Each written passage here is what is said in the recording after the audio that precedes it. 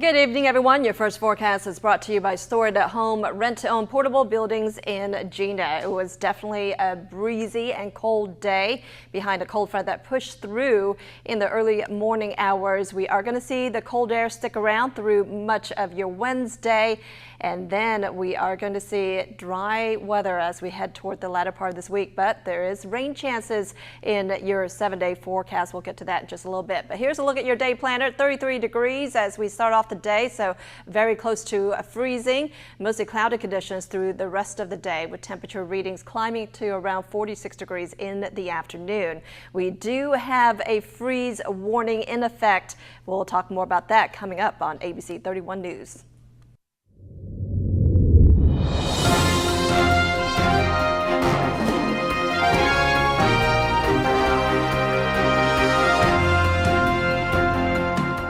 Welcome to ABC 31 News tonight. I'm Scott Beadle.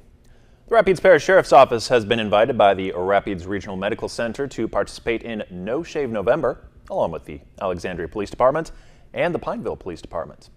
ABC 31's Shar Thomas stopped by the Rapides Sheriff's Office to find out more in tonight's big story. We don't get to do this often, so it's nice to have the opportunity to grow facial hair after, staying clean shaven 11 months out of the year.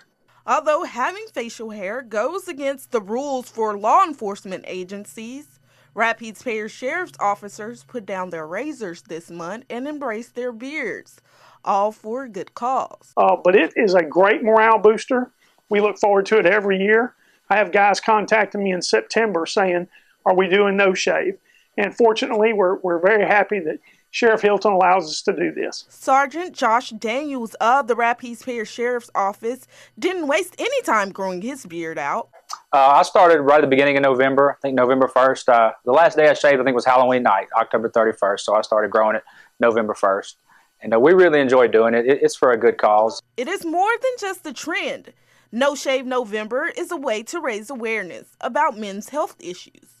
Rapides Regional Medical Center extended an invitation to multiple law enforcement agencies to raise money for the Rapides Cancer Center. Now we're told some of the funds will go to help patients afford transportation for treatments. Shar Thomas, ABC 31 News.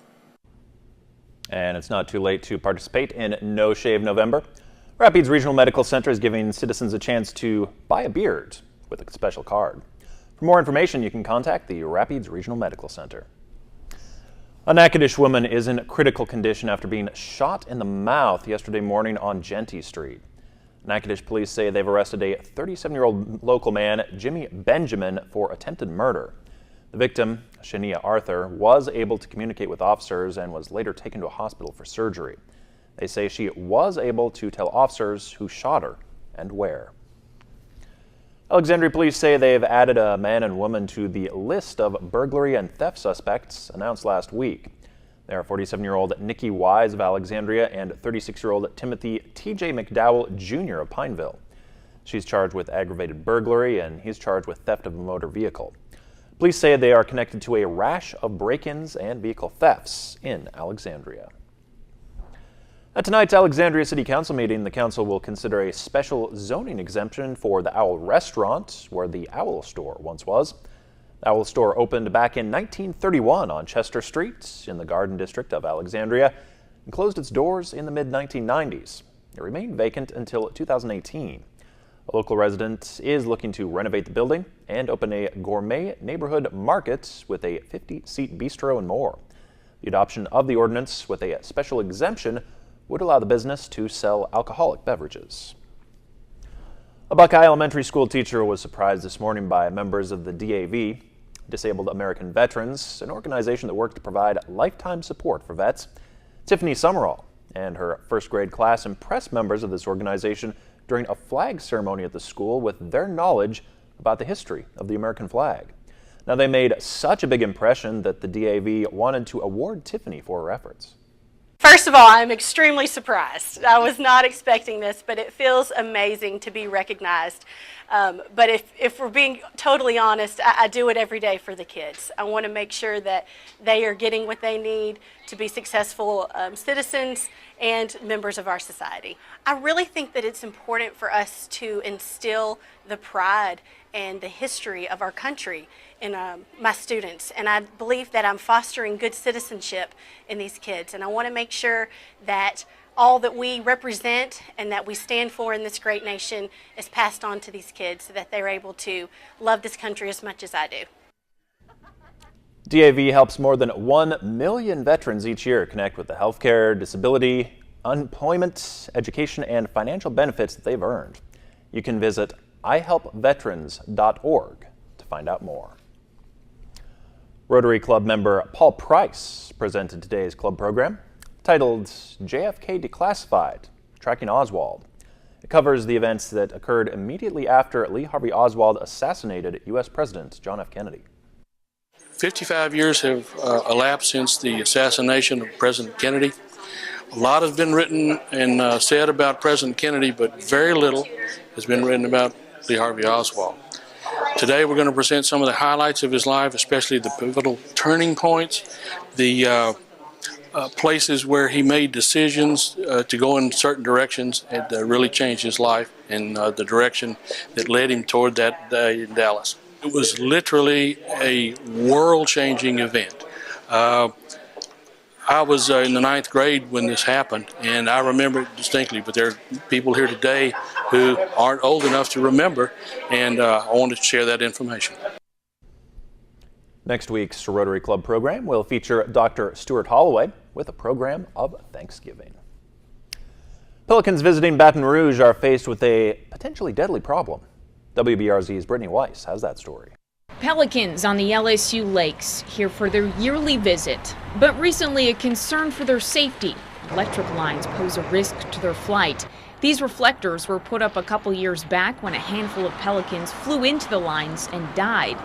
It's pretty odd. I don't quite understand it. It's the first time I've ever heard of it in our parish with the pelicans.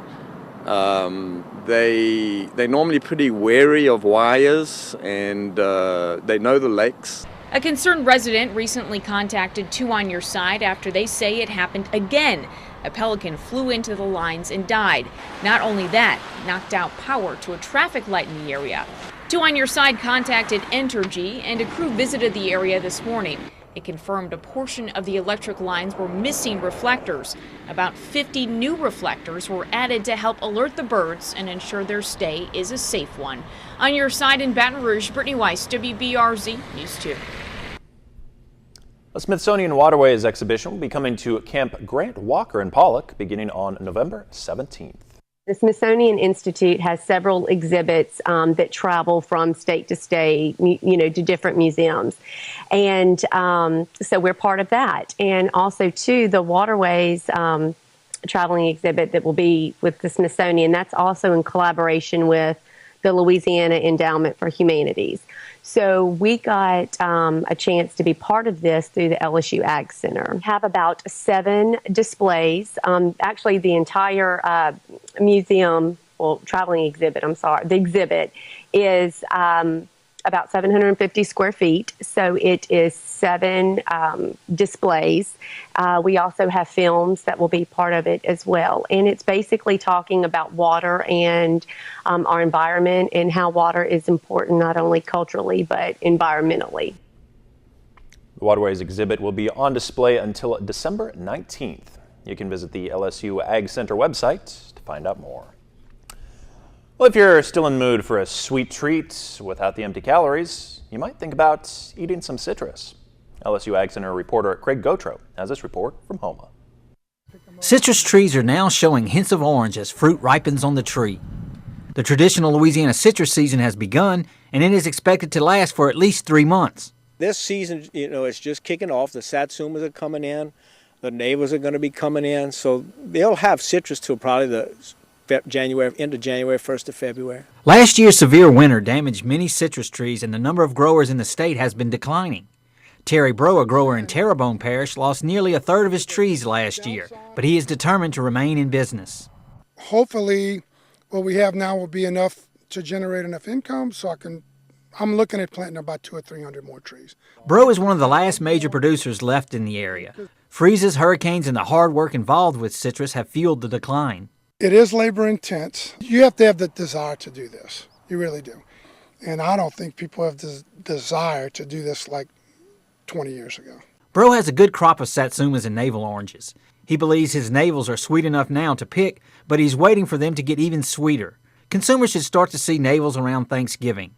Many homeowners have planted their own citrus trees, which allows them to enjoy fresh fruit. Joffrion says homeowners should leave the ground bare underneath the tree to help radiate heat for freeze protection and should not leave large amounts of fruit on the tree. They'll have a satsuma tree with 500 satsumas on it.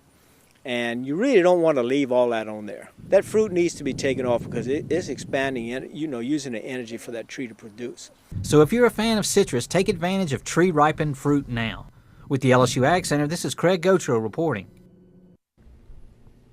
Satsumas and navel oranges are the two most popular citrus fruits grown and represent nearly 98% of the commercial crop in Louisiana.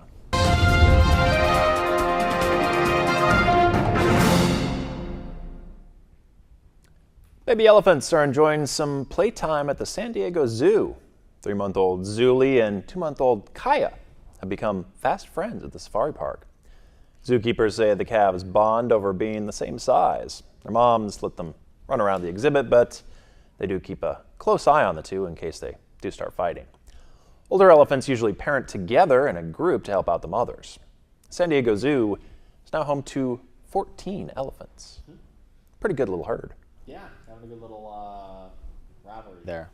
Yeah, they are pretty cute. Yeah. Thanks for watching, and have a great night.